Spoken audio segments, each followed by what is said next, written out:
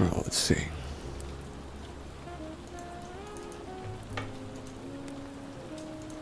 There we go.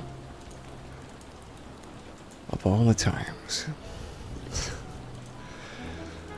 All right. And then the projector. There we go. Well, hello there, folks. What a great night for this. So, it is 7:38 p.m. CST on the 16th of April of 2022. So we're just gonna let some more people filter in here before we get started.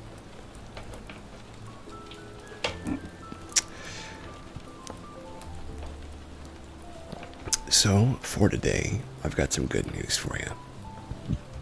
I have some animal videos as well. And I've also got a little bit of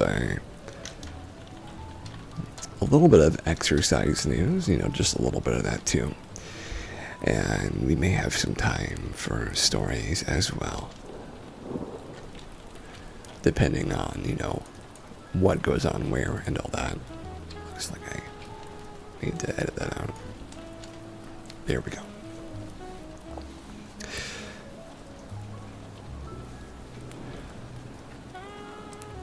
Well, who's that? It's Wolf. Howdy there, Wolf. I'm glad you could make it. So today, we are going to be number one. Well, you are number one, it's true. Especially today, you're number one. But yeah, some of the news today is involving a couple of scientific improvements to electric cars, which I was thinking that if I ever decided to go on a road trip, it would in fact be on an electric car. I think that'd be great. Not only that, but because I swear.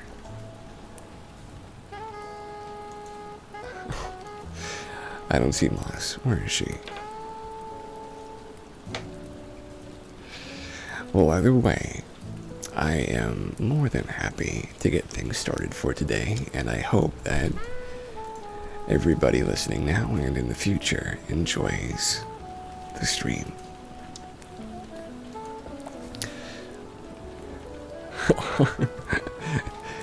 Oh my gosh. Well, I didn't know that there was such a fierce rivalry, but I'm glad that you're both here. Welcome in, Moss. Yeah, Rain came to the stream fairly recently, and she's just beaten you out, it seems. So sorry about that.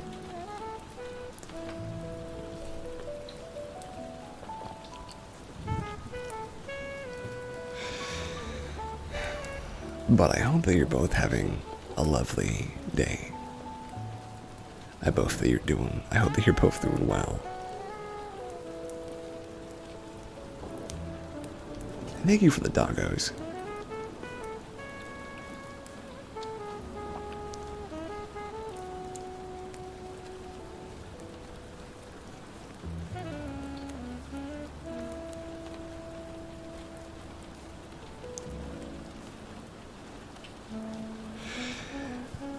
So, in some news,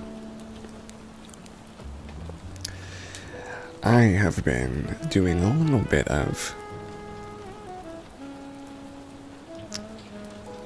exercise regarding wielding two weapons at once. I have a polystyrene longsword, and I also have a... Say that again.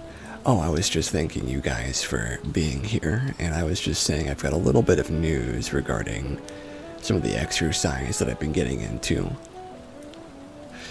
And I was just saying that I've been doing what's called grip alternating, or grip alternations. I'm not sure what you should say.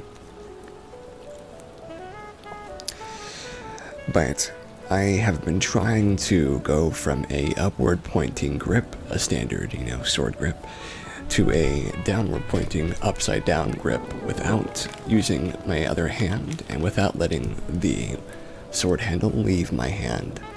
And it involves a lot of middle and forefinger strength, which is a little tough, I have to admit. It's a little tough. But once you get it, I think it looks extremely cool to do that, and I'm actually very happy. No, I just said I hope you guys are doing great, and I hope you'll let me know how you're doing tonight, is really all I was saying. If there was something else, then it wasn't very important.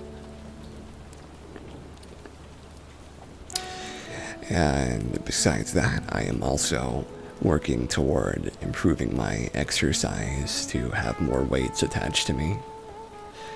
Yeah, I'm generally being pretty active. Today it was like 50 degrees and super windy and pretty, muggy outside, and it's not my favorite situation to be going out on a walk in. So I'm staying in. I mean, it's time for me to have a rest day after I don't know how many days of just exercising.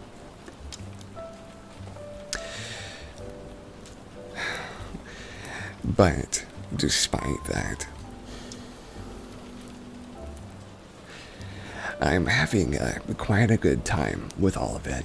I have this lovely routine down where I do a little bit of, thank you, Mice, I do a little bit of walking. And right now I have 40 pounds of weight added to me while I walk. And then I keep that weight on while I do a bit of fencing, a bit of this and that. I walk about 36 minutes, so a little over a mile and a half, almost 2 miles-ish. Probably less than that, actually. And I basically get myself in as good a position as I can to have some really, really productive movement, some dodging, some ducking, some sprinting, this and that, all sorts of good stuff. So, generally, the way I see it is the best way to do this sort of thing is that you start with an intention in mind, right? Intention might be, I want to look good. Thank you. I want to look good in the mirror, or I want to find myself being in a position of, I guess, having like an appeal, a physical appeal to look sexier, I guess you could say. I want that for myself. Honestly, I do. I think that there's a definitive need for me to try and improve myself in that way, though I've just been trying to improve my muscle tone and get my belly fat down, which I've been pretty successful at, but I'm at that last final thing where there's not as much there as there used to be, but I'd still like much more to be gone. How do you get the white crown on blue background in front of the wolf's name? Oh, that's because she's a subscriber to somebody else's channel, I believe. But let me check for you. Oh no, she's got Prime Gaming is how you do it. It's just having Amazon Prime and also being using that to subscribe to somebody. It's just an Amazon thing.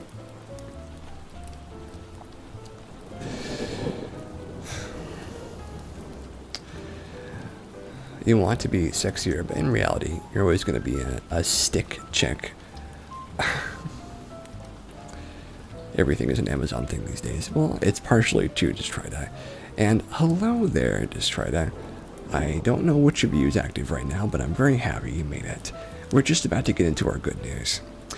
But for the most part, it's been a pretty productive week. I had an issue when I was playing D&D. Naturally, well, you're welcome either way. And I was dealing with a person that was bothering me, so I have to have a discussion tomorrow with another person. It's going to be a little thing, but hopefully it will resolve itself well.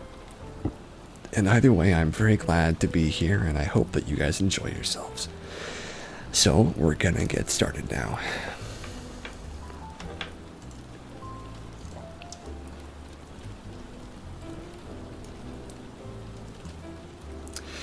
Oh, also, did you still want me to post the good news link into the stream chat for you, Rain? I could, but it would be another step for me, of course. You just let me know.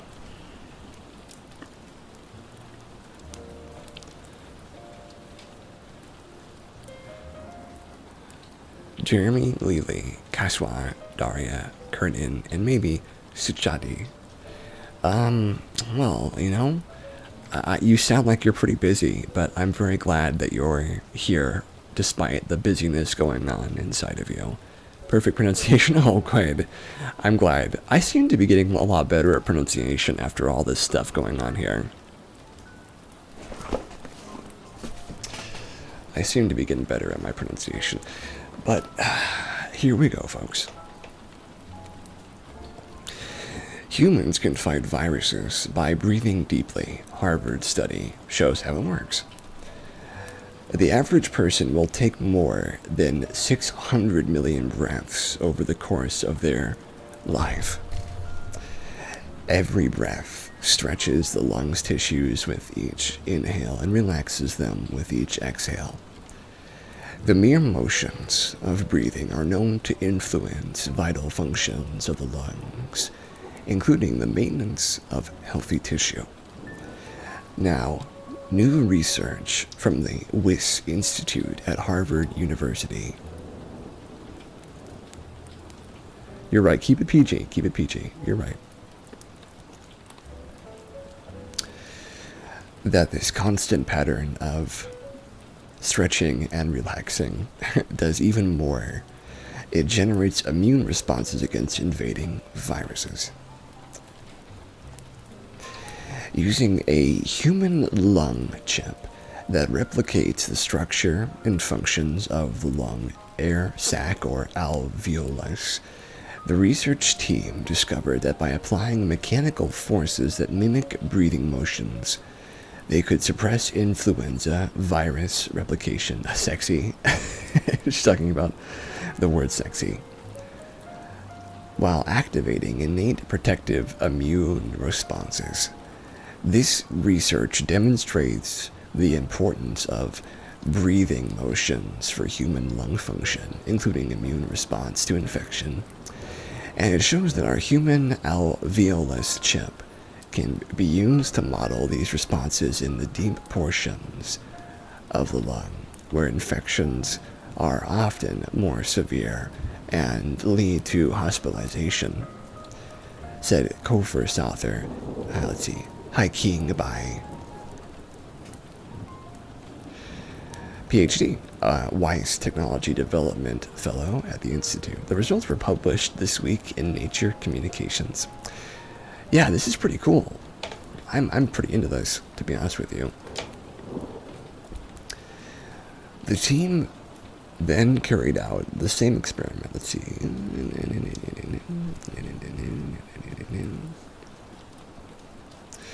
The Wyss Institute's human organ chips were developed to address this problem and have been shown to faithfully replicate the functions of many different human organs in the lab, including the lung. As part of projects funded by the NIH and DARPA since 2017, Wyss researchers have been working on replicating various diseases in lung, airway, and alveolus chips to study how lung tissues react to viruses. During his PhD training, by study diseases that affect the tiny air sacs deep inside the lungs, where oxygen is rapidly exchanged for carbon dioxide.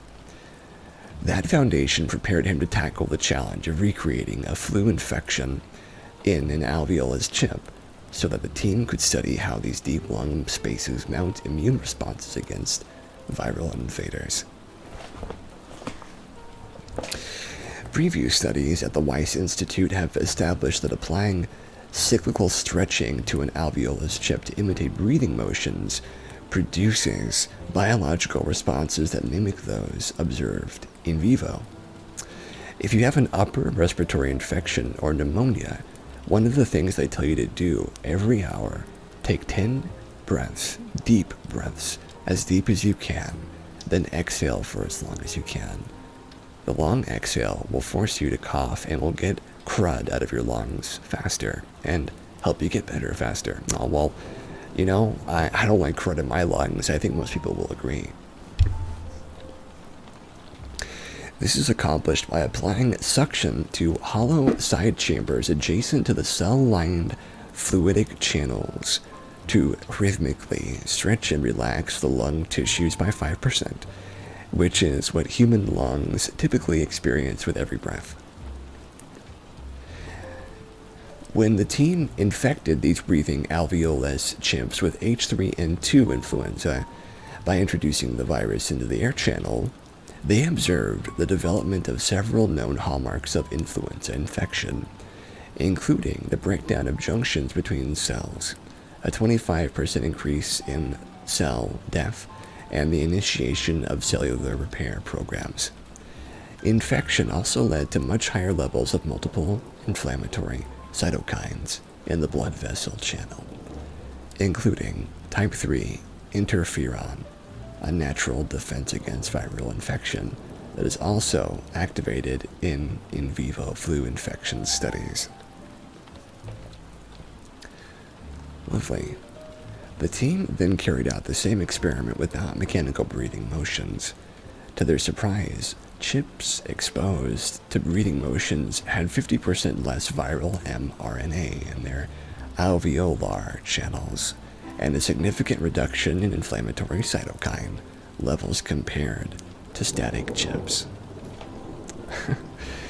I mean, honestly, it doesn't surprise me that that's an important part of breathing, right? Because breathing itself is the thing that humans are, like respiratory function is so important that basically every creature on Earth does it, and that's why they say like monks and people who are living on top of mountains, breathing in fresh air and learning how to control their breathing, those people, probably because of their more ascetic lifestyle as well, but because of their place in the world high up where the air is so fresh, and because of their constant body function control, some of those people also, a lot of them being, I would say like Eastern, Japanese, Korean, Chinese, those sorts of places. You're not hearing anything, right? Let me check.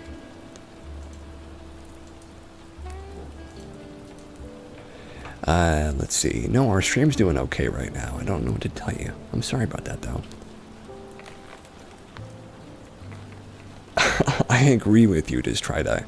It's really crazy that like we can just be like, yeah, we're gonna infect a fake lung and see what happens. Am I right? It's like, I don't know how that's happening. Yours is buffering a lot. Okay, I'll try a different thing if you'd like me to. Let me see. I can try a different network. You can hear me now? Okay, good. I won't do anything different then. Yeah, basically, they can just create a fake system and then infect that system with a potential disease. And then when that disease responds, they now know how to continue creating a better procedure to help humans in the future. And that's something, isn't it? That's something. But alright. I find it fascinating that we've come that far, honestly. It's a great thing. So I'm going to actually show this one to you because it's very cute. I thought you guys might like it. So we're we're going to show it off. It's one of those stories, one of those show-off stories. Let me get it up for you. There we go. I can make that maybe a little bit bigger. There we go.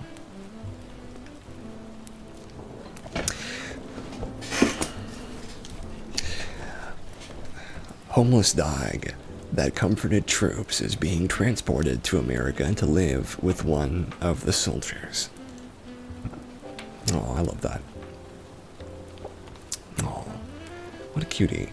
A homeless dog that brought comfort to U.S. soldiers. That's a big doggy. It's true, it is. Will now get a chance to live the cozy life in America with one of those soldiers. The 3-year-old mixed breed became like family to Sergeant K and his family unit, his army unit, in Kosovo last year after they found him looking for food around their base. His daily visits and wagging tail soon became the highlight of their day, delivering comfort to those far from home. Sergeant Kelsey bonded with the pooch he named Duke, that's a great name, and wanted to get him to a better life, out of danger. The staff of the New York-based charity Paws of War, that's a great name, promised to help, so Duke and the sergeant could be together once more. But before Duke could find his forever home in the U.S., disaster struck. He stopped showing up at the base. Soldiers searched for him for several days. They had no luck and feared the worst. When they finally found him, they discovered that he had been injured and was suffering the effects, on top of being severely dehydrated.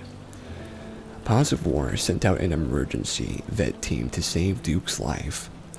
The nonprofit's overseas rescue partner, the Alamal Foundation, provided foster care for Duke while he healed. The pup spent 6 months recovering and eventually rebuilt his muscle strength to the point that he was able to walk again. Aww. Now, I don't know about you guys, but that looks like a good boy to me. I don't know about you, but that's a good boy if I've ever seen one. Oh, he looks very happy actually after having recovered. He's even eating a little bit of dog food cake. Recently, Sergeant Kelsey got a message from Derek Cartwright. I know, right? A veteran and logistics coordinator for Paws of War. We're thrilled to be able to tell you that after months of healing and rehabilitation, Duke has made a tremendous recovery. He is ready for the next part of his journey. The lucky canine is projected to be reunited with Sergeant Kelsey this month. The lucky canine is... the entire army unit is so excited that Duke is coming home, said Sergeant Kelsey. This is the moment we've prayed for. Staff at the Alamal Foundation threw Duke a farewell party, attended by everyone who assisted in his rehabilitation. Oh, he looks like, how dare you put me in a pink sweater? I do know where you sleep. Oh my gosh. Well, you know, I'm sure he knows for sure.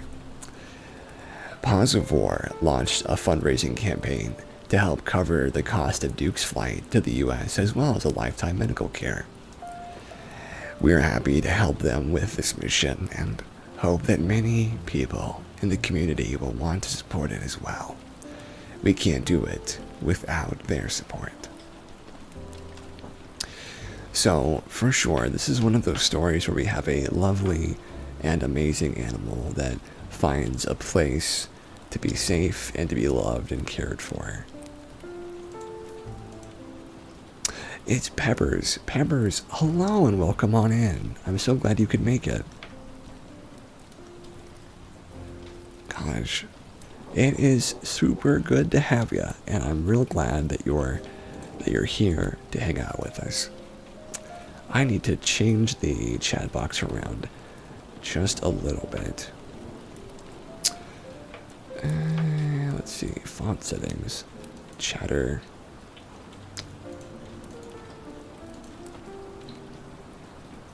Let's see. I guess that's all I can do for now. Alright, that'll have to work.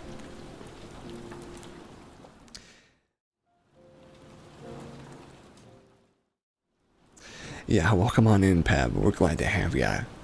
We're just reading some good news about doggos.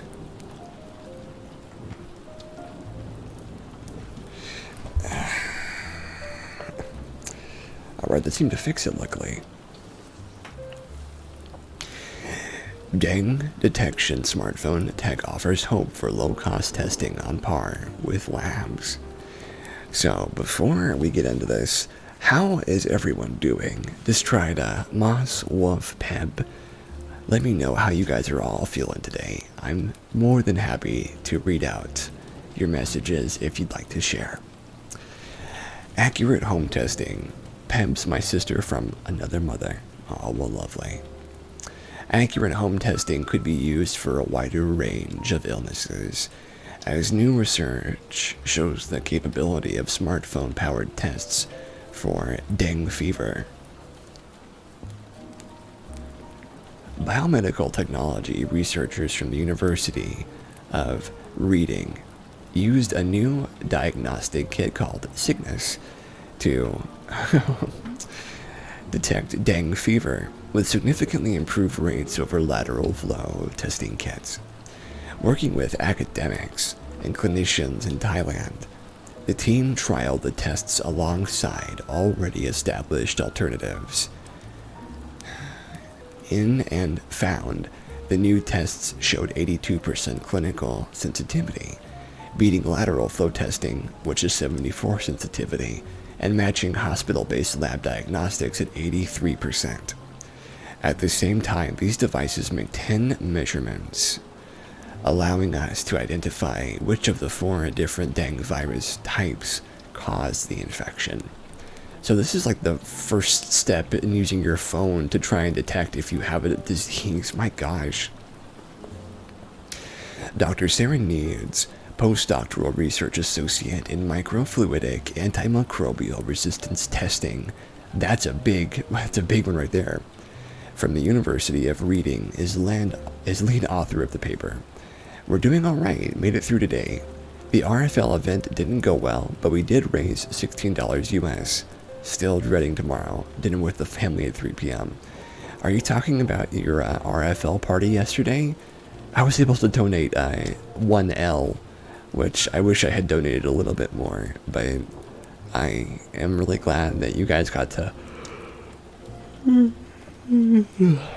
do that because it was a very fun party. Today, oh, okay, cool. I feel so behind on my knowledge. Yesterday you made about $89. Well, awesome. I'm really glad that you're getting a little bit of stuff for charity for Christ, because you guys are seriously making an impact in my perspective, at least. I don't see the exacts of it, but I know the last time I worked with you guys, it was really fun.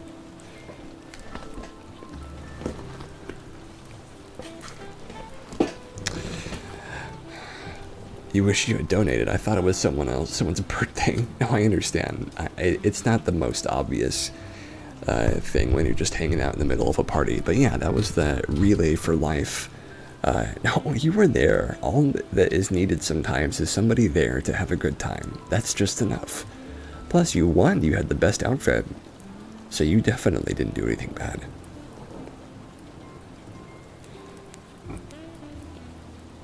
Dr. Needs said, the paper shows exciting potential for the use of microfluidic lab on a strip test that can be used in conjunction with a smartphone and are more powerful than LFT testing in this case, as well as being cheap to produce. The lab on a strip technology allows users to test many different targets at once in a single sample, so it could be used to detect multiple diseases, not just one. Yeah, this is the first time that we're really getting into this, but we totally could use this to make smartphones that can just detect diseases. The new diagnostic test developed for the research uses lab on a strip technology which performs 10 or more tests. A very small amount of liquid sample, such as blood, urine, or saliva. The tests developed for the research were specifically developed to detect dengue fever, which affects an estimated 400 million cases a year. While most cases are mild, dengue fever can lead to significant complications or worse. Dengue can be most severe in children. It is a serious health challenge facing half the global population. Oddly, this is the first time I'm hearing of this. Dr. Alexander Edwards, Associate Professor in Biomedical Technology at the University of Reading, co-created the lab on a strip technology. Lovely.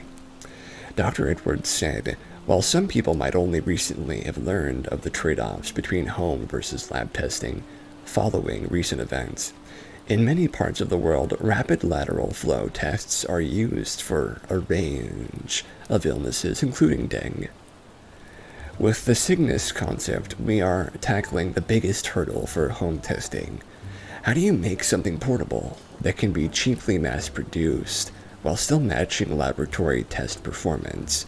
It's the old adage of quality and cost and speed.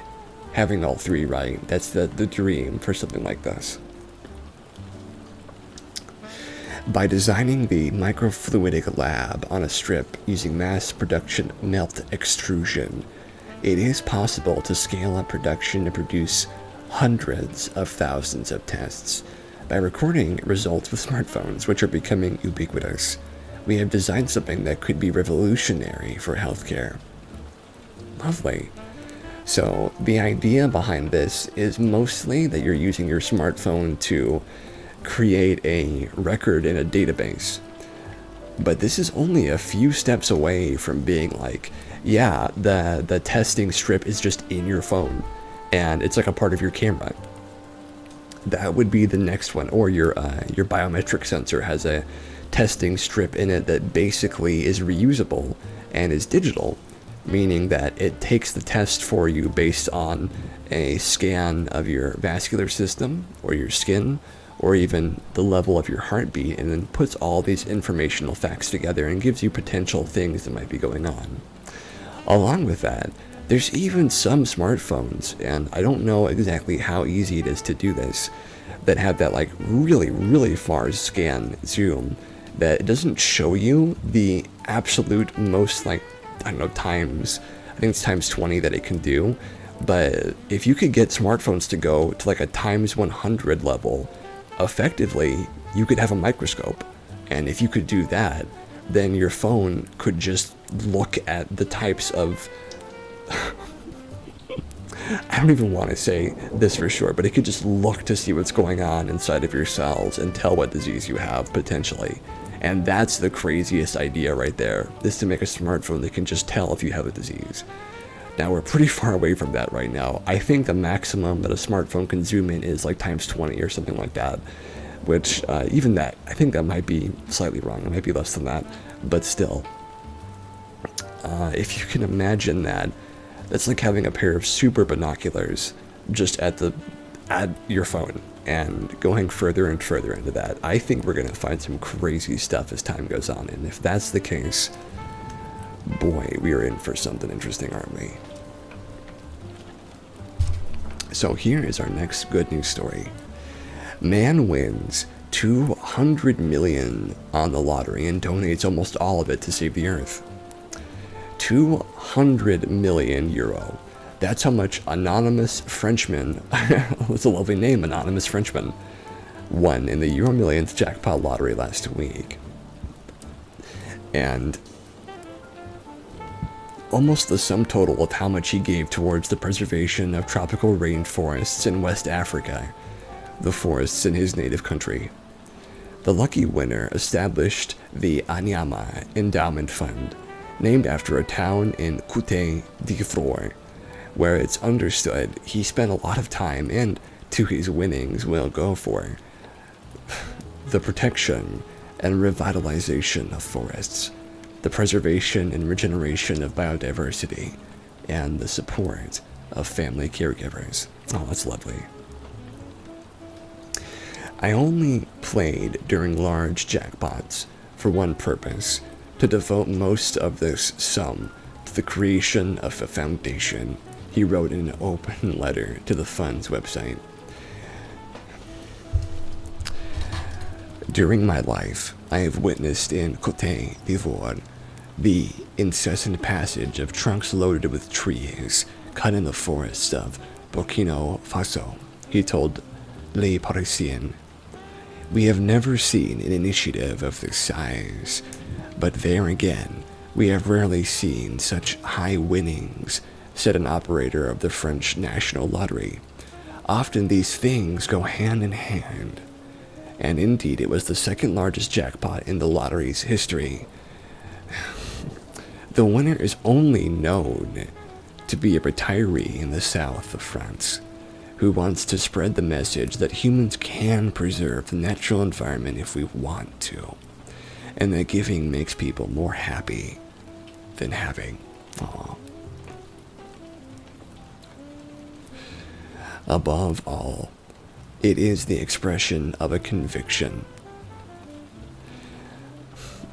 that I want to share with as many people as possible.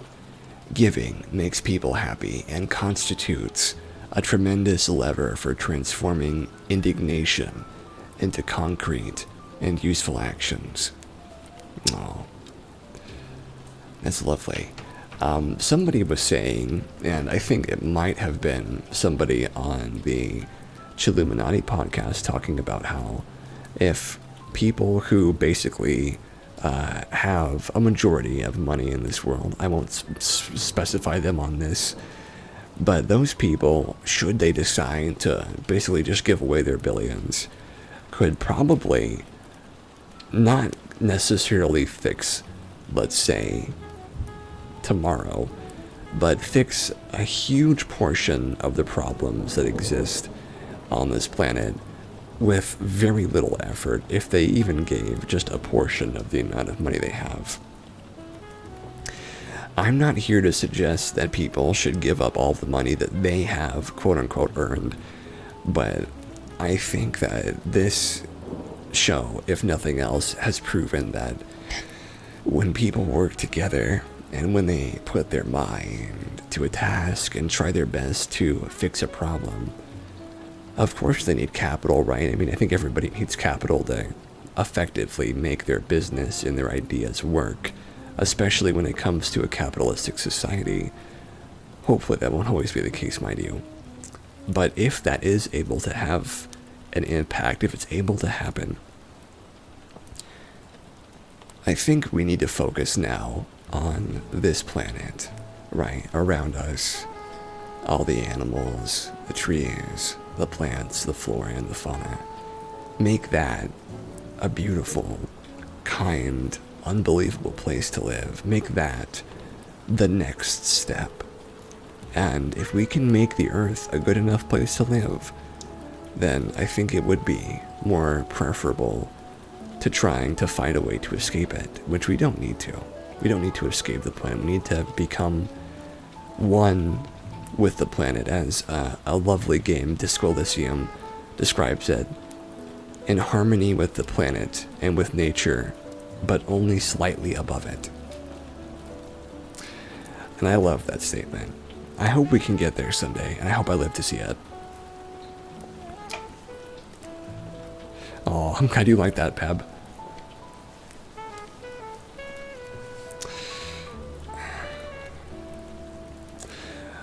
You want to connect to nature, so you're thinking about planting flowers this summer and some trees. Well, that's a lovely idea. Just don't plant mint. That will only distract the animals that need actually to pollinate and stuff. But some wildflowers and maybe a lovely birch tree would be nice to start with. And you get to have Sully around if you choose to. So here's our next story. Solar panels that make electricity at night are finally here, and they're cheap and don't need batteries. About 750 million people in the world do not have access to electricity at night. Solar cells provide power during the day. You mean pot plants, of course. But saving energy for later use requires sustainable battery storage. Researchers from Stanford University constructed a photovoltaic cell that harvests energy from the environment during the day and night, avoiding the need for batteries altogether. The device makes use of the heat leaking from Earth back into space, energy that is on the same order of magnitude as incoming solar radiation. Okay, I like this. You want the thermoelectric to have very good contact with both the cold side, which is the solar cell, and the hot side, which is the ambient environment, said author Sid. Okay, I don't know how to say that one. If you don't have that, you're not going to get much power out of it. At night, solar cells radiate and lose heat to the sky, reaching temperatures a few degrees below the ambient air. The device under development uses a thermoelectric module to generate voltage and current from the temperature gradient. Lovely. Between the cell and the air, this process depends on the thermal design of the system, which includes a hot side and a cold side. The team demonstrated power generation in their device during the day, when it runs in reverse and contributes to additional power at the conventional solar cell. And at night, the setup is inexpensive and, in principle, could be incorporated with existing solar cells. It is also simple, so construction in remote locations with limited resources is feasible. What we managed to do here is build the whole thing from off-the-shelf components, have a very good thermal contact, and the most expensive thing in the whole setup was the thermoelectric itself, said author Sunaid Omer. Oh wow. So it's a sky with a radioactive cooling, a solar cell, a TEG, and a heatsink. Wow. Using electricity at night for lighting requires a few watts of power. The current device generates 50 million watts per square meter, which means lighting would require about 20 square meters of photovoltaic area. None of these components were specifically engineered for this purpose, said Shan Hui Fan. So I think there's room for improvement in the sense that if one really engineered each of these components for our purpose, I think the performance could be better. The team aims to optimize the thermal insulation and thermoelectric components of the device. They are exploring engineering improvements to the solar cell itself to enhance the radiative cooling performance without influencing its solar energy harvesting capability. And this article has been published in Applied Physics Letters. So what that's basically saying is just the energy that comes from space that pierces through the atmosphere, the magnetic field, just the cosmic energy itself that comes to Earth, and it's just there, no big deal, because, you know, that energy, it bombards the Earth, and only about, I think it was like 0.5% of it gets through. So 0.5% of the energy of the stars and of the cosmos, it's still quite a bit of energy. And this is basically just taking that. It's like, yeah, even if it's nighttime, there's still a background ambience that has been created from the sun's heat and is being created from the light given off by stars and from the moon and from other places too. So it's kind of like a crazy, it can run anywhere, solar power plant almost, but I'm sure that it needs to be in a slightly warm area to begin with. But I mean, it can run and store power at night, and it can run lights at night too. So that's something. But on top of that, and this is its own thing as well, this is like the starting technology that I see for things like the major problem we have with solar power right now is that we can't store any of it effectively. However, there is this really crazy looking battery. I don't know if any of you have seen this, but when you have a solar panel, the energy that it is being used to produce is an on-off. There's not like an on stored and off. It's just on-off. So when you have that on-off energy, you can't like make a digital storage at the moment. The only thing we can do is make a physical storage, which is this crazy like wind up circulating gear that is pulled up by the weight created and distributed by the energy from a solar panel that pulls it further and further and further up. And every centimeter of movement that it takes for it to go down again produces energy. So effectively, this weight and this shifting gear wheel is able to produce similar amounts of energy that was produced or that was used to lift it in the first place. That is a physical battery. I hope that makes sense to you guys. And that is like the first iteration of us making batteries for solar power, because we have to literally make like a copper gear shift and a magnetized wire spool that is basically huge, right? It's like the size of like a water tower, no, like a grain tower, a grain mill. And effectively, that's kind of the same as those flashlights that you shake to get them to charge. It's really similar to that in principle. I mean, however, this is a fairly unique and I would even say robust, if not a little bit, Philistinian way of trying to make it work. It's the first step, of course. And I mean, the first step is certainly not always the most elaborate looking, but it's something, you know, it's still something. So here's another one. Stolen 22 years ago, 2 priceless Charles Darwin notebooks mysteriously returned in a pink gift bag.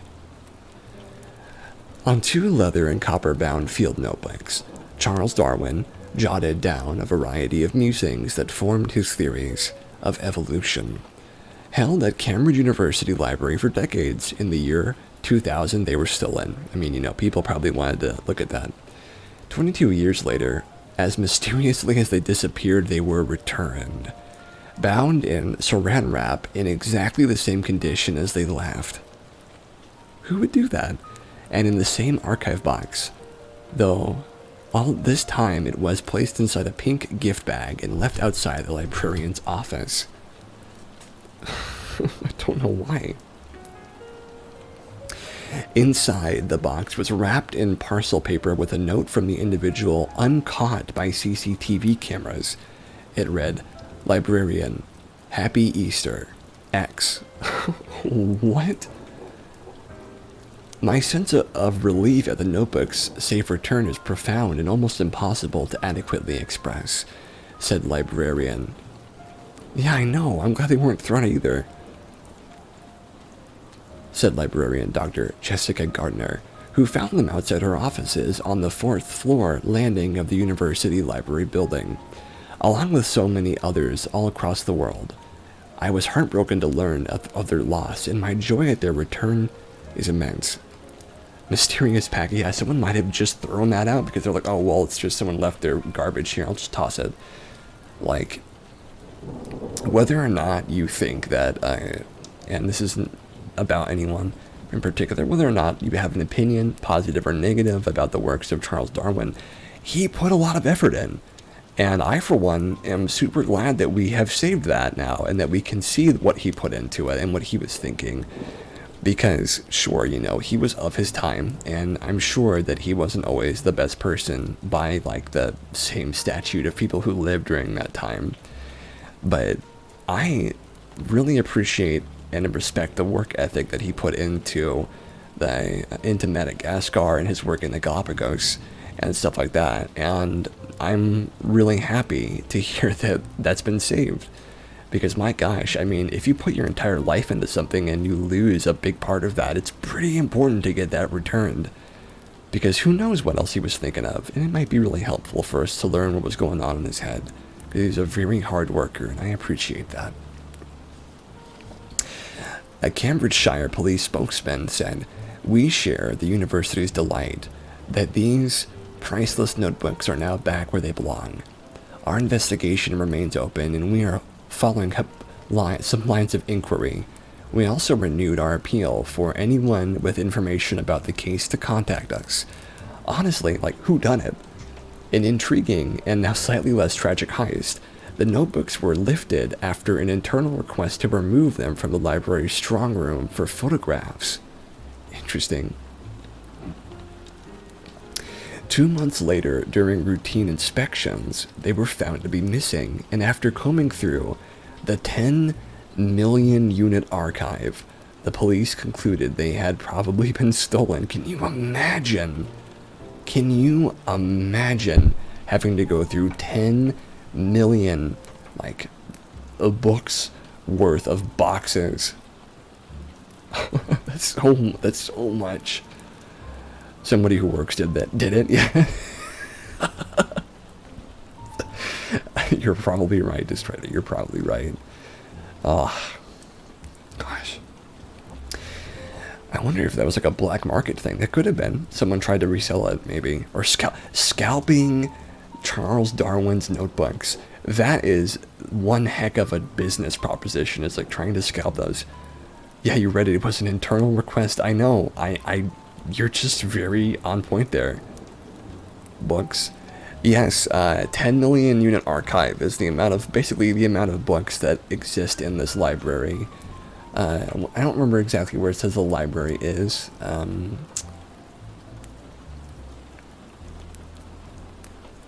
The Cambridge University Library. Charles Darwin's notebooks, yeah. The very hardworking person who helped develop the theory of evolution. And I have always felt like the library, the Cambridge University Library. Yeah, he spent a lot of his time trying to develop that theory, and a very large portion of his notes from his notebook had gone missing, and they've just been returned, and no one knows how. The book essentially contained the thoughts and observations Darwin was making as he worked on his theory. One page includes the tree of life, a spindly sketch of a tree with each branch marking different lineages of animals and plants that helped him visualize the concept he was formulating, which is, the basics of him making what is called oh gosh, I can't remember the name. Effectively, it is a branching outward circle structure of, I believe they are called concentric circles that each point outward to a new survival of the fittest. They point to a new species, each of them, and the concentric circle from a single cell organism to something as complicated as a human, it's about, I don't know how complicated it is, but the one that he was making and the one that he started sort of getting to with this, and the one that eventually showed up, that started here. The concentric evolutionary circle, that ended up coming from this design, and it's a very robust design, honestly. I really think it's cool looking. About 15 months ago, Gardner wrote an impassioned plea, widely shared on social media, for the notebooks to be returned. The short space of time between then and their recovery, she admits, could be related. When they did arrive, Gardner was forced to wait an agonizing 5 days to remove them. He was a genius. He was a very smart person, and he worked so incredibly hard, and he spent his entire life on this, basically. And that's what happens when you work that hard and when you've got a big old brain and you put it to use.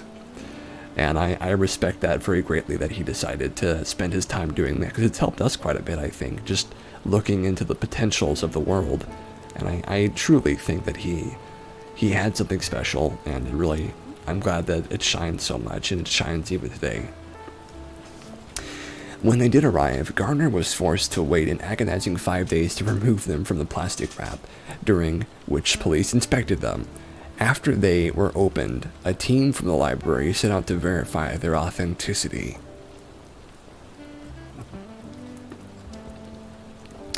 Darwin uses different types of ink in the notebooks, explains Professor Seckard, director of the Darwin Correspondence Project and one of the on-hand academics with experience of the notebooks. For example, on the famous Tree of Life page, there is both a brown ink and also a gray ink. Those kinds of changes are quite difficult to forge convincingly. You can see the tiny bits of copper that are coming off where the hinges are located, he told the BBC. The paper type is the right sort of paper. So this is if it's not true, like that it's his, it's his thing, it's a very convincing piece of hoaxery. Tell me about that. Let's see if it's actually going to show the book at all. No, it doesn't show the book at all, unfortunately. They will be returned to the strong room, hopefully with changed locks, and kept there until July the 9th, when they will be displayed as part of an exhibit called Darwin and Conservation. Oh. Well, that's a huge win, because I don't exactly know how they could have still had them if they were going to scalp them, right? Because if you were holding on to it for 22 years, you have to imagine it was a collector, right? Some kind of maybe perverse collection of really important pieces of work. And I say perverse, it does seem like a perverse thing to do to hold on to something that important and sort of keep it to yourself. But they gave it back, so if you had that, you would copy it. Yeah, I can understand why you would do that. And like photocopying and stuff like that, that's a thing. But for sure, there are some people who just really, really like having things and having them to themselves. I guess that's that strange collector mindset where it's like, I want to be the only person who has this. Which it sounds like it might have been a case of that. But apparently they had a change of heart, or somebody who was in their life inexplicably had access to it and decided to give it back. And I mean, it's certainly something to see that somebody made the choice, the right choice, I will say, to do that. Not photocopy, that would ruin it. If you were going to copy it and maintain its integrity, you'd have to do it by hand. You're right, you would. You'd have to actually go in there and do the hand copying, wouldn't you? Gosh, I hadn't thought of that, but you're totally right. Wow. Like the monks back in the day. Talk about an ascetic lifestyle, trying to copy things by hand like that. But you know what? I mean, if that's what it takes, right? At least I'm glad it's back. If nothing else, I'm glad it's back. You borrowed a book from the library once and copied it into a text file, nearly word for word, before you took it back to the library. Hey, I think that's a valiant effort to put that much effort into something that is so important. Just a book, Doesn't really matter what kind of book. If it's important to you, it's worth being saved. You still have it. That's lovely. I'm glad to hear that. Well, we've got a little bit more to do still, so I'm going to continue on, but thank you for sharing that with me, Destrida. I appreciate it. It's good that it's back, though, right? U.S. House passes bill to cap insulin cost at $35 per month. Gosh, that's such an important thing. The U.S. House of Representatives has passed the Build Back Better Act, which includes the most sweeping nationwide measure to date to limit out-of-pocket copays for insulin. The national copay cap, which ADA has aggressively promoted, would apply to Medicare beneficiaries, individuals on commercial insurance, and those covered by other group health plans. The House-based legislation creates an out-of-pocket copay limit of $35 per month for insulin. In the days before the House vote, nearly 15,000 American Diabetes Association advocates contacted their representatives through the ADA's engagement platform to urge support for copay caps and for allowing the government to renegotiate drug prices with manufacturers. Until now, the diabetes community has felt the impact of the steep rise in the average cost of insulin. which the price of nearly tripled between 2002 and 2013. As a result of high costs, 1 in 4 insulin-dependent Americans reported needing to ration their insulin. This vote is a victory for millions of Americans facing unaffordable insulin, and it's hope for lowering other drug costs too. House leaders have taken a bold and urgent step this week, said Lisa Murdoch, Chief Advocacy Officer for the ADA. In the run-up to House consideration of the insulin copay cap, the ADA led efforts around the country to advocate for copay caps that have been enacted in 20 states and the District of Columbia. These states paved the way for this week's historic action in the House, said Murdoch. We thank those members of the House of Representatives who supported a national insulin copay cap, building on the efforts of state leaders before them. Together, these leaders are working to ensure that millions of people with diabetes will be able to afford their insulin and will not have to skip doses or ration because they don't have enough money to pay for this life-saving drug. The bill provides other key benefits for people with diabetes. These include extending increased health insurance premium tax credits, which were created through the Affordable Care Act and increased through more recent relief legislation measures, as well as increased funding for states to offset the cost of running Medicaid programs. ACA plans and Medicaid have become especially important. How many pages was it? I believe it was 22 pages. And Medicaid have become especially important to people with diabetes who have been disproportionately affected economically and through adverse health impacts by the COVID-19 pandemic. These gap coverage measures are critical for the diabetes community who relies on these plans to afford their insulin devices and supplies. We now urge the Senate, as it considers the Build Back Better legislation, to move forward with a measure that also adopts these critical provisions that can help make insulin more affordable and health coverage more accessible to 34 million people living with diabetes today, Murdoch said. The proposal is expected to be on the floor soon after Easter, according to ABC. Lovely. So, I do not have diabetes, but I have an aunt who is not only diabetic, but who is also, unfortunately, on oxygen. And she has had a very difficult time adjusting to having oxygen and to do blood glucose testing. But you know what? They have the mobile oxygen units now. You don't know how many pages the book was? It looked like my document, it's 8 pages long. Okay, cool. I might have actually forgotten that as well, or gotten that wrong as well. But hey, 8 pages is pretty crazy.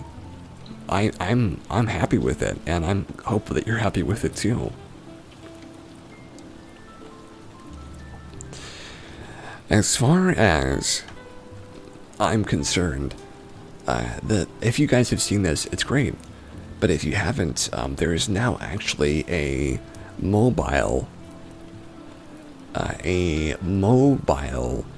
oxygenation unit that you can use and hook up to a little like respirator mask. And it's really great because you can just put it on and walk around without lugging an entire cylinder, you know.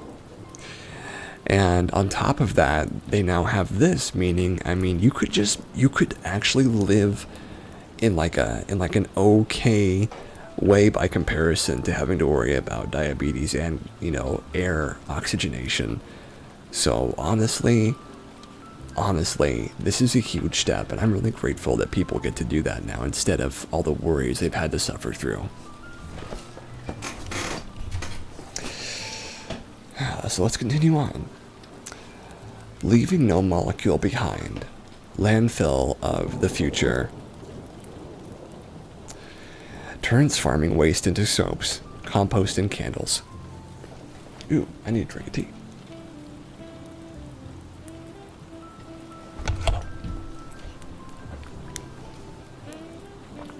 Oh, lovely.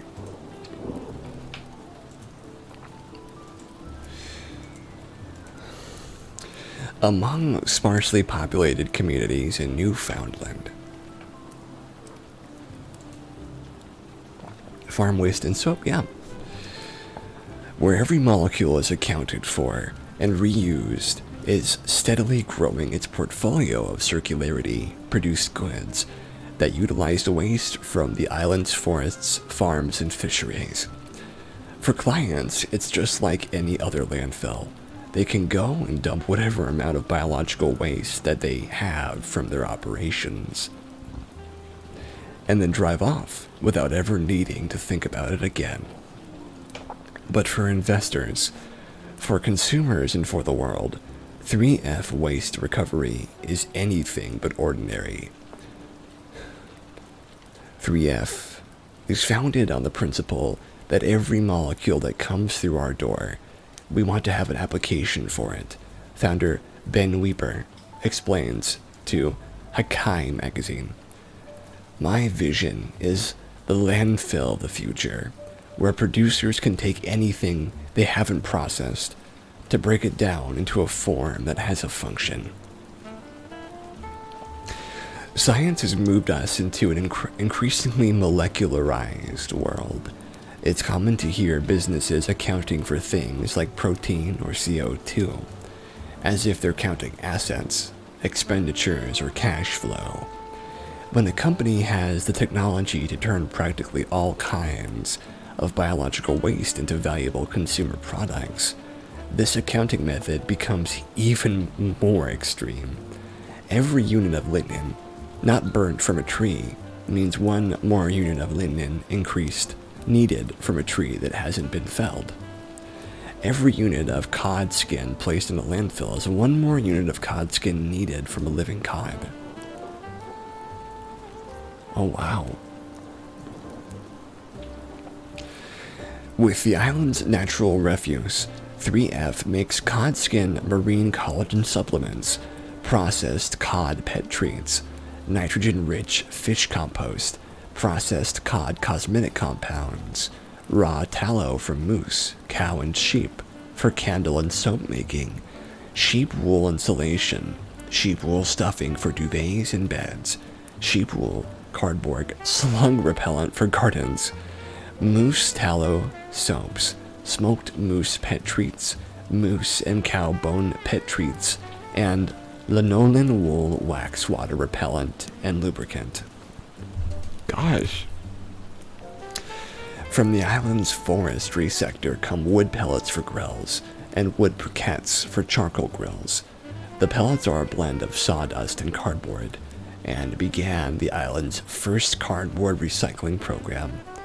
Ever keen on expanding the list of products and materials produced from byproducts, 3F enjoys the support of dozens of scientists and other collaborators from across the academic and private sectors. In a special feature on 3F in Hakai, founder Ben Weber, I don't know which it is, explains he was pushed by investors into trying to focus on a few products first. You would love to just experience a tallow candle. That's what candles were made of before paraffin was a thing. Yeah, I mean, it is the most basic candle I think you can make, besides like beeswax or some other kind of like maybe even a fruit wax candle, if you could find the right kind of fruit or tree. Tree syrup candle maybe would work too, but I mean, tallow, it's the most basic thing you can get. It doesn't get much more basic than that. Weber declined the advice, saying that unless he could act as landfill supplier, unless he could act as landfill, suppliers wouldn't utilize his services. Instead, he flipped the script, encouraging investors to back aspects of the operation they were interested in, whether that be pet treats, wool products, pharmaceuticals, or anything else he's producing, in a collaborative report led by Smart Prosperity Institute, a think tank embedded in the University of Ottawa. 3F was identified among 200 circular economy startups as one of the most promising and the company is looking to close a multi-million-dollar deal for its line of various pet treats, which will add 40 more rural full-time jobs in Newfoundland, and maybe allow Weeper and the other higher-ups in the company to finally stop having to go and collect the cod heads, sheep wool, sawdust, and composted animals themselves. I mean, yeah, if you can, give somebody else a job that you don't want to do and help other people do the same because of it, I mean, it's pretty important to have the ability to help somebody. You want farm garbage soap. You know what? It sounds pretty okay. I remember back in the day, I used to have this soap that had like a Star Wars Darth Maul figure in the middle of it. I don't remember where I got that, but I was always trying to get to the Darth Maul by like scrubbing my skin extra hard. And one day I did. I freed him from the soap carbonite. And then I was like, oh, I bet he misses being in there though, where it smells great. I felt bad. That's a lesson to you guys. If you have a lovely action figure in the middle of a bar of soap, let them live there as long as as you can, because you know what, they might enjoy it. Or you could just take them out, whatever you want. I used to carve soap too, so that's fun. I need to do that again because it smells so good. I want like a lavender or like a lavender vanilla soap, and then I want to just carve it up and leave all the little bits around my room. Ah, that'd be great. Lovely. A new Yale study shows that 1 in 3 patients with a severe skin disease were able to grow and regrow hair after being treated with a common arthritis drug. You have a funny about lavender. I'd love to hear it. The study is based on phase 3 clinical trials using baricitinib, Janus kinase JAK inhibitor, to treat alopecia areata, an often disfiguring skin disease characterized by rapid loss of scalp hair and sometimes eyebrows and eyelashes. Phase 3 clinical trials are the final testing hurdle before a new treatment can be considered for U.S. Food and Drug Administration approval. This is so exciting because the data clearly shows how effective baricitinib is, said Dr. Brett King, an associate professor of dermatology at the Yale School of Medicine and lead author of a new study. These large controlled trials tell us what we can alleviate some of the suffering from this awful disease. Alopecia areata is an autoimmune disorder in which the body's immune system attacks hair follicles. More than 200,000 new cases emerge each year in the United States. Although alopecia areata can develop in patients of any age, it typically occurs in people under the age of 40. There is currently no FDA-approved treatment for the disease. For the new study, King and his colleagues conducted 2 large, randomized trials involving a total of 1,200 people. The participants were adults with severe alopecia areata, who had lost at least half of their scalp hair. Many had lost all of their scalp hair as well. For 36 weeks, participants were given a daily dose of either 4 milligrams of baricitinib, 2 milligrams of baricitinib, or a placebo. 1/3 of the patients who received the larger dose grew hair back. Oh my gosh. The researchers said baricitinib thwarts the disease of disrupting the communication of immune cells involved in harming hair follicles. The writing here is a little tough. Unfortunately, these guys write these stories so fast, sometimes their writing is a little off. But it's alright. Baricitinib and other JAK inhibitors are routinely used to treat autoimmune forms of joint disease. Wow. Alopecia areata is a crazy journey, marked by chaos, confusion, and profound sadness for many who suffer from it, King said. It will be incredible to have a medicine to help people emerge on the other side, normalcy restored, recognizable again to themselves and those around them. Co-authors of the study included researchers from the Kyorin University Faculty of Medicine, the Seoul National University, College of Medicine, Hebrew University of Jerusalem, Stanford University, the University of California, Irvine, the University of Minnesota, Eli Lilly and Company, and Sinclair Dermatology. You got on Amazon and you were looking for Mother's Day gifts this year. You have to buy two, one for mom and one for mom too. Mom too loves scented candles, so I'm getting her one lavender scented candle in a jar. And the jar says on it, Mom's last nerve. Oh look, it's on fire. That's pretty good. I love the idea of like a pinkish purple mauve candle. That sounds amazing. Just like such a light, almost transparent color. Wonderful. I do hope that she enjoys it. The results of the study were made public during the annual meeting of the American Academy of Dermatology. For the past decade, King has developed methods for using JAK inhibitors to treat a variety of skin diseases, including eczema, vitiligo, granuloma, annulare, sarcoidosis, and erosive lichen planus. I have never heard of any of those. Gosh. King noted that the clinical trials involved baricitinib are ongoing, which will enable researchers to assess the long-term effectiveness and safety of the treatment. This research is also published in the New England Journal of Medicine. Oh my gosh. So, we have 1, 2, 3, 4, 5, 6, 7, 8. We have 9 more stories. I think we can get through those in 45 minutes. But first, I am going to take a short little break, okay, you guys? So, I'm going to put our little timer on, and I am going to be back in just a few minutes, of course. But before I go, I hope that you guys stand up and get a little stretch going on, let the iron flow through your bloodstream, get a snack, or just get more comfy, and meet me back here in 5 minutes, okay? Be back in a second. Where's the little timer?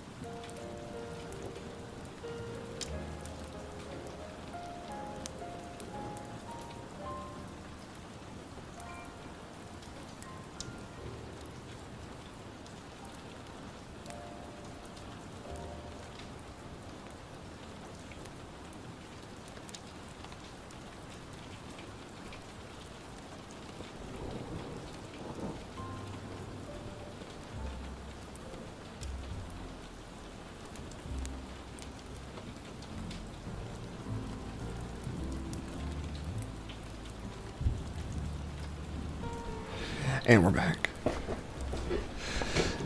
Well, howdy, folks. Oh, you're going to go make a phone call on a friend who lives in Reno. She's a very senior citizen. You haven't talked with her recently. She's a devout Catholic, and with tomorrow being Easter, you want to talk to her. Aw. Well, you know what? That sounds amazing, and I'm sorry that she didn't get an answer this minute, but I hope she gets your voicemail. So everybody, I hope you had a lovely little break. I don't know if we're going to be able to fit all of our stories in today, unfortunately. So I'm going to get some animal videos up, and then we will just pick the ones we like the best. You get to see what's in Cassie's mission was watch later.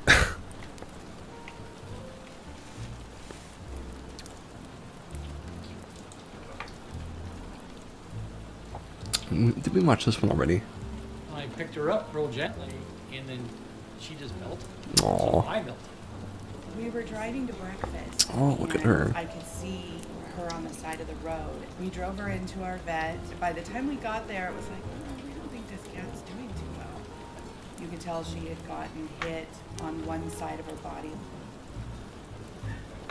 She's purring, and as we're holding her, we're falling in love with her.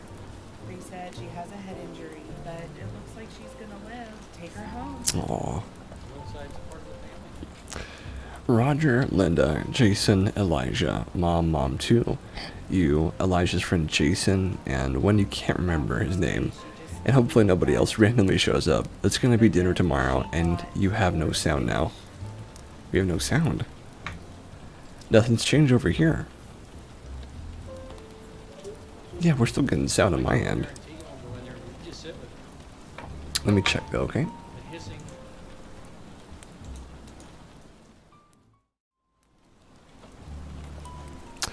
Let me know if that fixed it. Because it's showing sound on my end. I'll be honest with you there.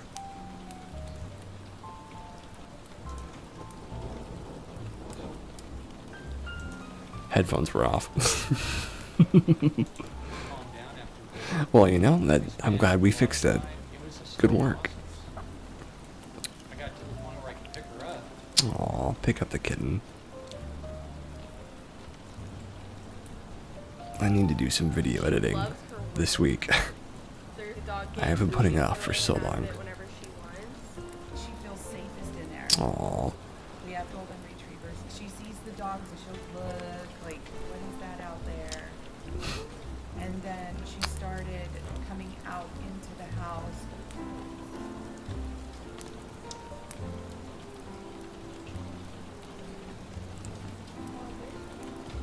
Aw. The Roomba is your friend. She's kind of went from being scared of everything to becoming the queen of the roost. She literally has a bedtime routine. She'll She yell has at such my pretty mom, eyes. put her to Oh bed. wow, and her tail is so floofy.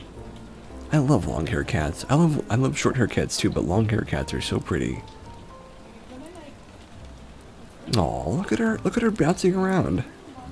She looks so happy. Door shut and we shut the door and she goes in there and she plays all night with her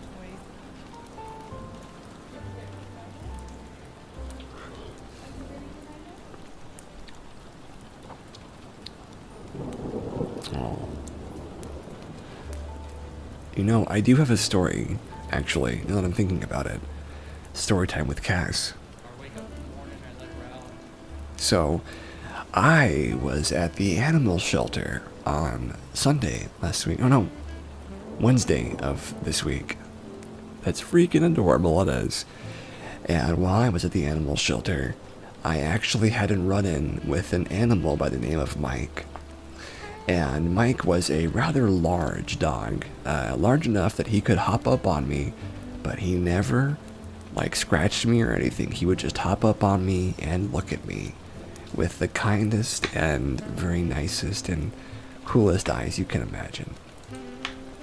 Let me see if I can get the images of him for you, because he was an absolute wonder, an absolute cutie pie. And Mike, I'll be honest with you, while I was hanging out with him, there was a moment where we were sitting together and he was just sitting there with me, and the whole time, Mike never once barked or growled or anything. He was just there the whole time, just putting his nose against me and keeping me as safe and calm as you can imagine. As safe, as calm as you can imagine. And honestly, that was one of the best animal experiences I've ever had. Because, you know, he didn't ask anything from me or expect anything from me. He was just there, letting me hold on to him, letting me cuddle with him while he just leaned and put his nose up against my ribs and chest. And there were a couple of moments where I was just crying for a little bit, you know? I was crying and enjoying how much this animal was just being there for me. And I suppose it wasn't until that moment that I realized the power of a therapy animal. Should have took him home. I know what you mean, Moss, but I can't right now, unfortunately. If I could have, though, I would have taken him home. I would have taken him home. I would have. In a different life, I might have, in fact. Let me get the picture of him for you guys.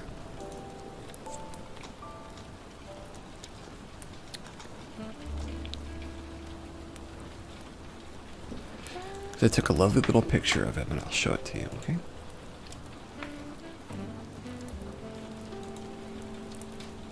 Where is that nice little picture of him?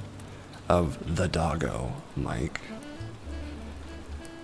But for sure, I understood for the first time, like, what... Wolfhugs, thank you. What it means to actually, you know, have an animal that is like a therapy animal that is there for you.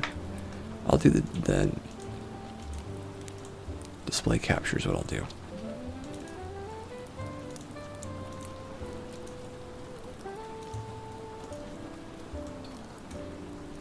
There we go. No, I'm not sad, don't worry. I'm not sad. Yeah, but that's Mike. He's just laying on the ground letting me pet him. Or actually, no, he was hopping up on me.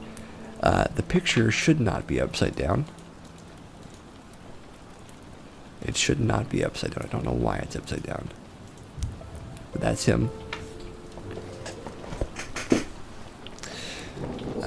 Mike, the absolute cutie. And Mike was just, you know, he was just holding on to me. And the whole time we were together, he never barked or growled or anything. He would just wander over. And I actually patted my lap and whistled at him, and he came over and sat on my lap. What an adorable pup. Oh, he was such a cutie. If I could take any animal home, it would have been him. Because he was very supportive and very therapizing and very mutually, just like he just wanted to just be close and to hold on to something. I have a picture of him with myself, but I saved that for the mishmash. But still, it's very sweet, and I really like that dog. I wish I could have spent more time with him.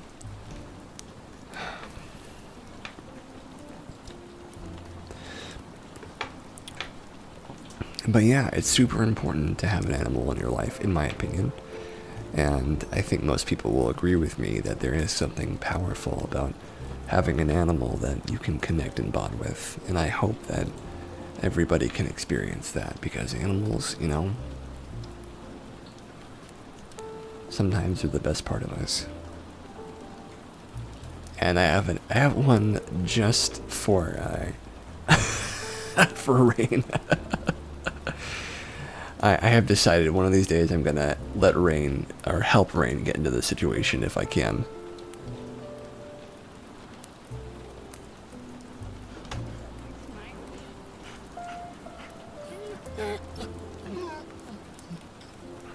Aw, I hope you enjoyed, Rain. Very fuzzy boy. Yeah, there are some wolves that will let you pet them, even though they're still not completely domestic. They like getting pets. You know, if they're trusting enough of humans. They like getting pets. Oh, she's a good girl.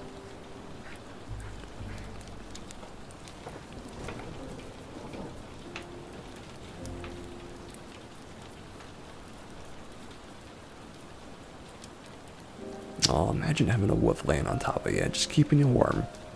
You know, that's one of those things that if I was interested in D&D in that way, I might get a familiar that's like a big old wolf.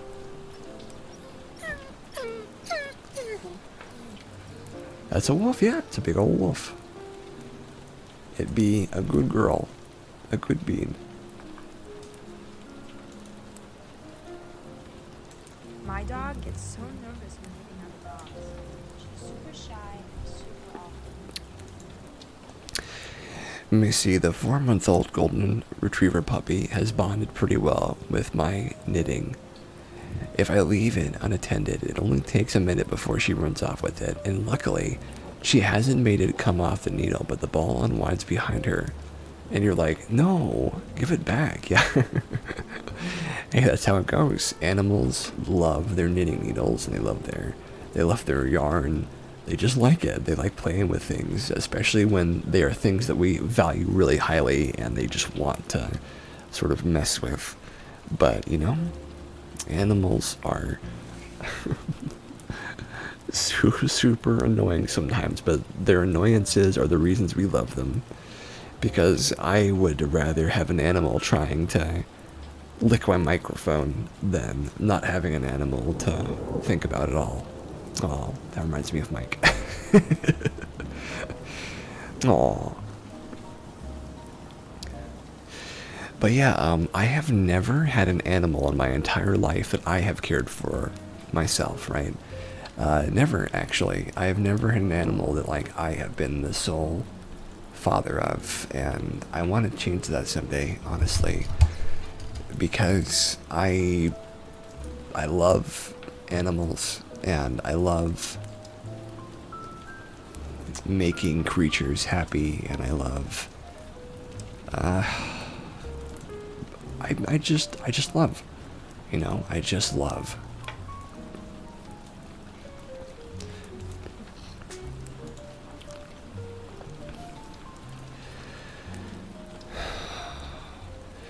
She also will find your shoes for you if they're missing. If they're missing, it is probably because she has them. Also socks in the color red. She adores the color red. Oh, well, that's certainly a popular color with bowls as well, though I suppose popularity isn't the right word for it. But I'm glad that she enjoys that color. I do too. I like red. Red's one of my favorite colors. Let's see, how long is this one?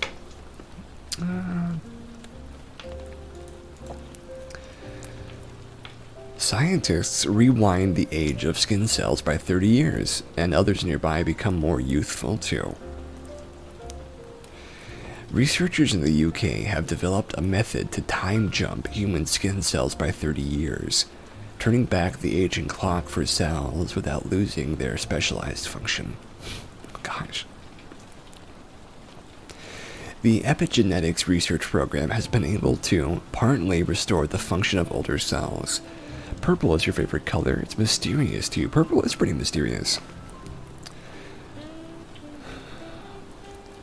The epigenetics research program has been able to partly restore the function of older cells, as well as rejuvenating the molecular measures of biological age in other cells. Wow.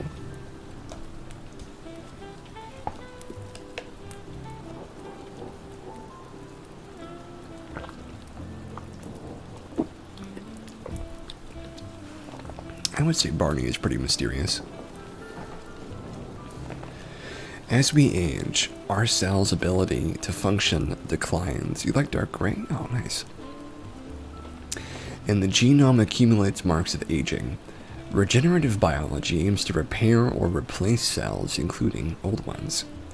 One of the most important tools in regenerative biology is our ability to create induced stem cells. The process is a result of several steps, each erasing some of the marks that make cells specialized. In theory, these stem cells have the potential to become any type of cell, but scientists aren't able to reliably recreate the conditions to redifferentiate stem cells into all cell types.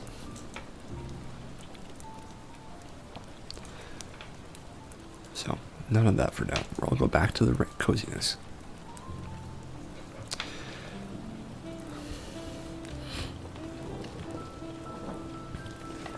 The new method, based on the Nobel Prize-winning technique scientists used to make stem cells, overcomes the problem of entirely erasing cell identity by halting reprogramming part of the way through the process. Wow.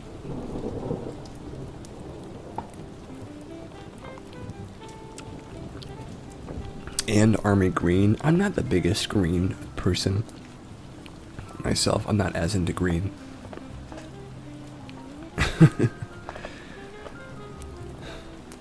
This allowed researchers to find the precise balance between reprogramming cells, making them biologically younger, while still being able to regain their specialized cell function.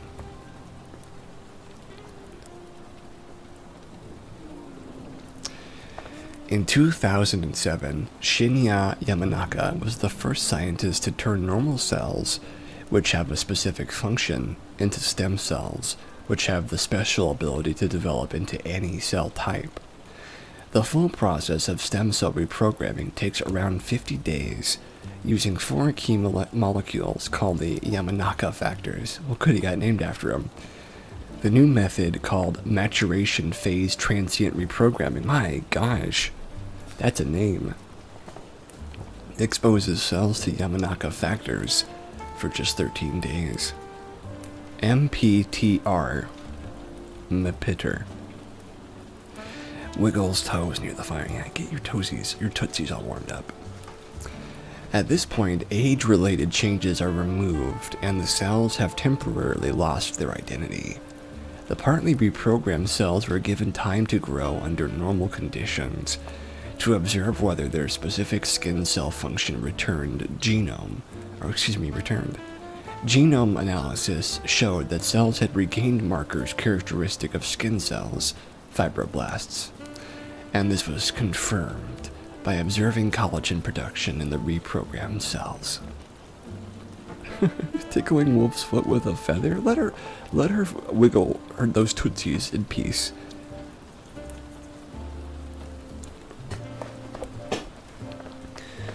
To show that the cells had been rejuvenated, the researchers looked for changes in the hallmarks of aging, as explained by Dr. Tijit Gill, a postdoc in Wolfreich's lab at the institute who conducted the work.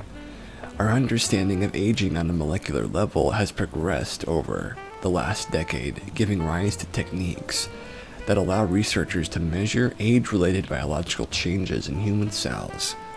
We were able to apply this to our experiment to determine the extent of reprogramming our new method achieved. Researchers looked at multiple measures of cellular age. The first is the epigenetic clock, where chemical tags present throughout the genome indicate age.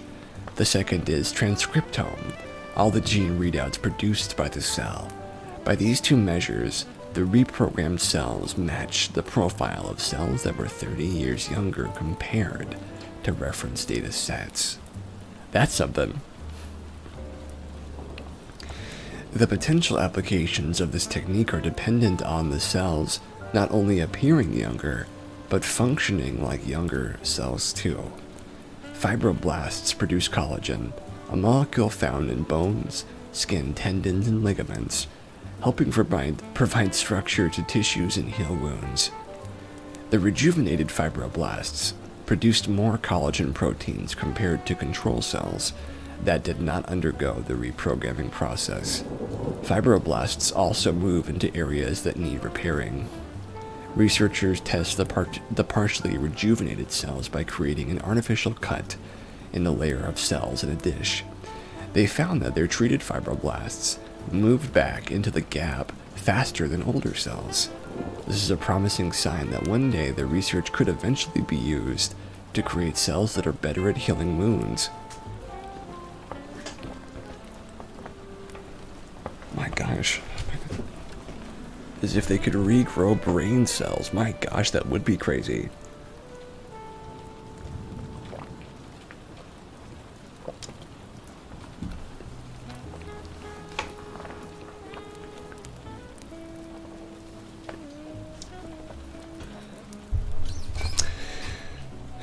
You could use new brain cells, well, you know, don't be too ahead of yourself yet. In the future, this research, which was published in eLife, may also open up the therapeutic possibilities. The researchers observed that their method also had an effect on other genes linked to age-related disease and symptoms.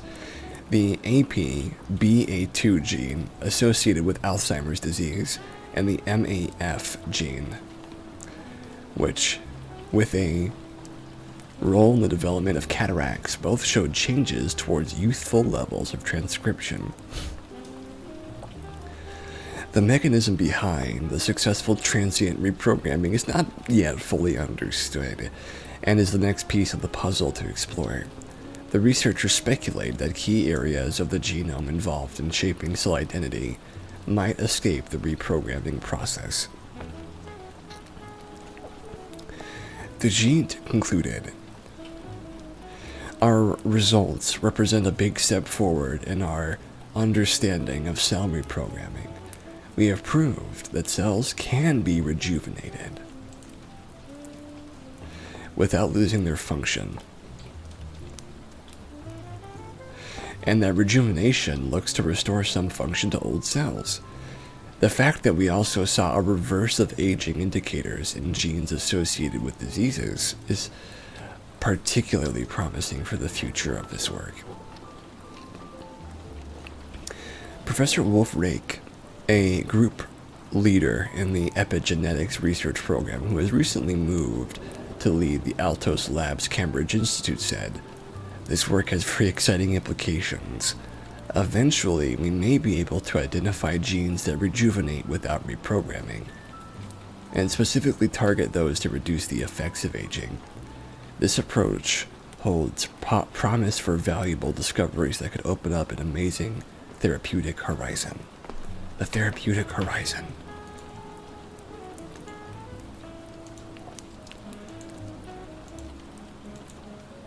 So here's our final news story for the day. I'm not sure if it's the longest one, but it is the coolest sounding one so far.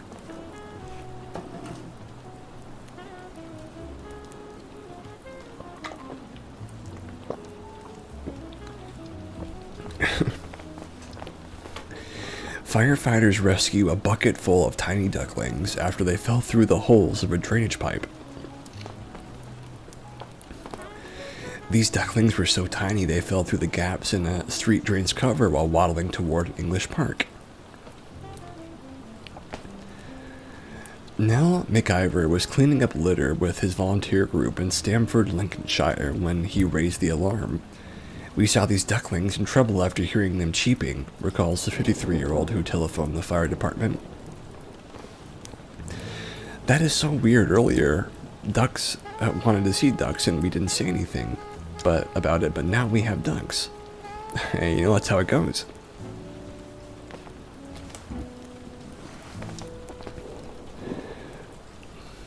Firefighters were able to pry open the heavy drain and scoop up the brood before giving them a rinse in a metal bucket.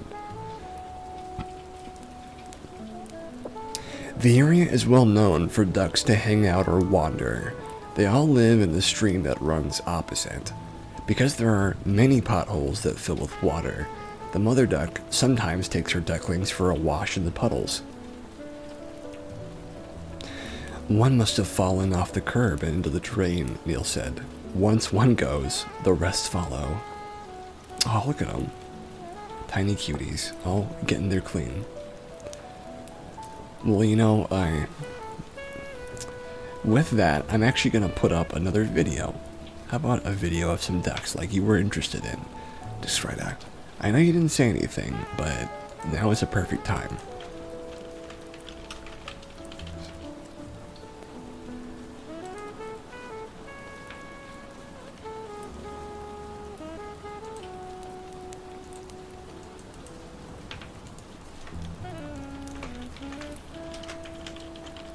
Excuse me, that first one was there. Oh, there we go. This is much better.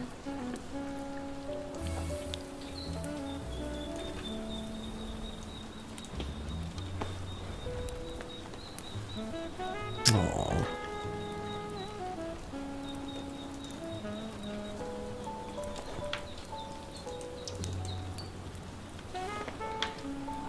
You know, I don't have the best idea of what ducklings go through or what they think, but I like to imagine all that warm water surrounding them, you know, and how safe they must feel and how comfortable they must feel. And then their mother just being there next to them and keeping them nice and safe. I imagine that these animals, when they're in that position, they huddle together and close their eyes in the warm water and in the low light. And because they are so safe and cozy and surrounded by their family, they just drift off into sleep, and before they know it, they're dreaming whatever tiny creatures dream. And with that, I will say that will be the end of our show for this evening. That's episode 76, you guys. Thank you very much to my good friends, Wolf, Peb, Moss, Destrida, and everybody else who's watching. Thanks to Good News Network for all of your awesome stories. Thanks to the Dodo. Thanks to this channel. And thank you to my local shelter. I won't say their name, but and thank you to everybody who has supported all of this. And 10 babies. I wanted to ask you guys a question. How would you feel about having content on this channel that had a slightly higher level of like action in it? There's this game called Reuse that I would like to play, but 24 weeks before 100, and that is going to be later this year. It will be. We'll be at 100 before we know it. I was thinking about playing games on this channel that are slightly more like cartoonish in their nature, but like have a little bit of cartoon violence, and I'm not sure if that'd be okay, because I don't want somebody to show up and see it not being family friendly. But I guess it's such a small amount of violence, there's not even really anything graphic to it, just little cartoon people throwing cartoon spears. But I just feel bad having anything even slightly violent on this channel, because I don't want anybody to worry about this channel having that sort of vibe. I don't know. I'm having difficulty with this concept, and I want to hear how you guys feel about it. I hope that you have good feelings. So let me know. And before we get going, we have had story time and animal time. We have had news, and we have had a little bit of a question. But now it's your guys' turn. If you have any questions for Cass, now is your time. I'm more than happy to answer whatever I can. I will refill my tea while you prepare your questions. You love action games. Well, it's one vote for yes, I think. I just want to make sure this is a safe space for everybody is why I ask.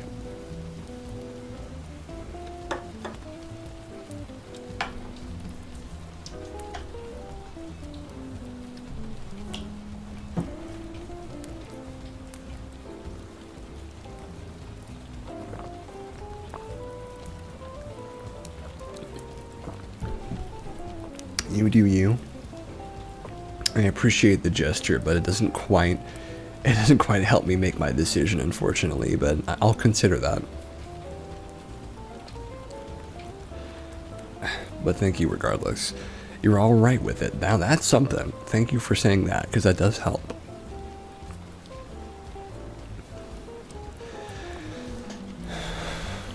Little ducks, little duckos, having a little swim in their tiny pool in a big pool. It's the way it should be. If that's the case, I might do a little bit of streaming with that tomorrow, because I would like to play some other games. I like Dwarf, but, you know, you can only play so much Dwarf before you're like, you know, maybe let's play something else.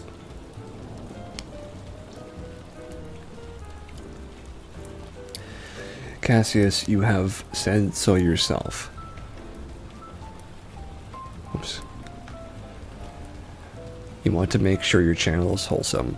This game with the slight violence, is it like a story about good and evil and good wins? Then yes, go for it. Aw. Well, the game is called Reus. It is a game about giants that help humanity develop and help humanity get to a better place by teaching them how to be responsible and kind, but also how to be in tune with nature and how to respect each other and how to not get greedy. And it's a game about responsibility, growth, love, kindness, and trying to be in one with nature. It's also an incredibly difficult game, so it's got a lot of challenge to it. And every session takes about 2 hours minimum.